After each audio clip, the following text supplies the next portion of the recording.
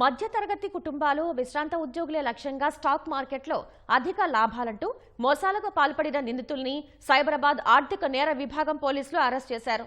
Stock మార్కెట్లో పెట్టుబడి పెడితే భారీగా లాభాలు వస్తాయంటూ 3000 మందికి కుచ్చుటోపీ పెట్టిన 3 అంతర్రాష్ట్ర మాయగాళ్లను అరెస్టు చేసి రిమాండ్కు తరలించారు.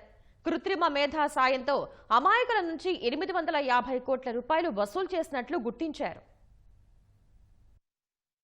స్టాక్ మార్కెట్లో పెట్టుబడితో అధిక రాబడి సొంతం చేసుకోవచ్చంటూ స్కీమ్ పేరుతో మోసాలకు పాల్పడిన 3ని సైబరాబాద్ ఆర్థిక నేర విభాగం పోలీసులు అరెస్టు చేశారు. హైదరాబాద్ మణికొండకు చెందిన గడ్డం వేణుగోపాల్, గడ్డం వెంకట్రావు, కొండాపూర్కు చెందిన శ్రేయాస్ పాల్ ను అరెస్టు చేసి రిమాండ్కు తరలించారు. ఆంధ్రప్రదేశ్ ప్రకాశం జిల్లా మల్లవరప్పాడుకు చెందిన వేణుగోపాల్ మణికొండలో నివాసముంటూ మాదాపూర్లో ఏవీ solutions, Srinivas analytics private limited పేర్లతో కంపెనీలు ప్రారంభించాడు.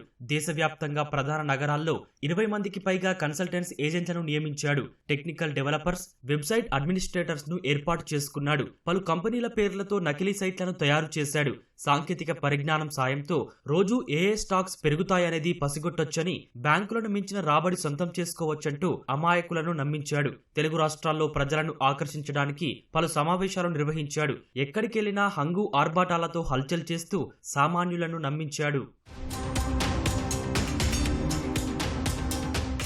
మధ్యతరగతి కుటుంబాలు, విశ్రాంత ఉద్యోగులను లక్ష్యంగా చేసుకుని నిందితులు అధిక రాబడి ఆశ చూపారు. తమ సంస్థలో పెట్టుబడి పెట్టేందుకు తప్పనిసరిగా మరొకరి సిఫార్సు ఉండాలనే నిబంధన విధించారు. స్టాక్ మార్కెట్లో ఏ షేర్లు ఎప్పుడు పెరుగుతాయనేది కృత్రిమ మేధ ద్వారా తెలుసుకుంటామని భరోసానిచ్చారు. ప్రతి నెల 7%, ఏటా 84% రిటర్న్స్ ఖాయమంటూ నమ్మబలికారు. నకిలీ డాష్బోర్డులు రూపొందించి వాటిపై బాధితుల పెట్టుబడికి భారీ లాభాలు వస్తున్నట్లు తెరపై కనిపించేలా ఏర్పాట్లు చేశారు. ట్రేడింగ్ లో పెట్టుబడి పెట్టిన వారికి 40 నుంచి 50% లాభాలు వస్తున్నట్టు ఫోమ్జీ తరహా మోసానికి పాల్పడ్డారు.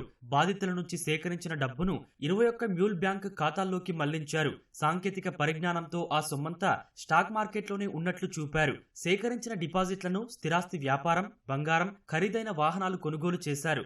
దుబాయ్ కేంద్రంగా చేసుకుని మనీ లాండరింగ్ కు పాల్పడ్డారు. డబ్బు తిరిగివ్వమని డిమాండ్ చేసిన బాధితులను బెదిరించారు.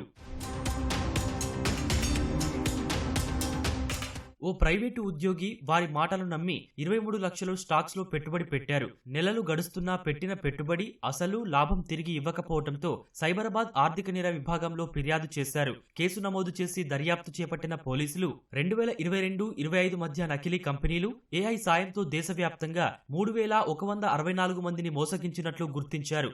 వీరి నుంచి 850 కోట్ల 59 లక్షలు కొల్లగొట్టినట్లు నిర్ధారించారు. ఏవీ సొల్యూషన్ పేరుతో గడ్డం వేణుగోపాల్ 2388 మంది నుంచి 441 కోట్ల 52 లక్షలు, ఐఐటి క్యాపిటల్ టెక్నాలజీస్ పేరుతో గడ్డం వెంకట్రావు 776 మంది నుంచి 409 కోట్ల 7 లక్షల రూపాయలు కాజేసినట్లు విచారణలో వెల్లడైంది.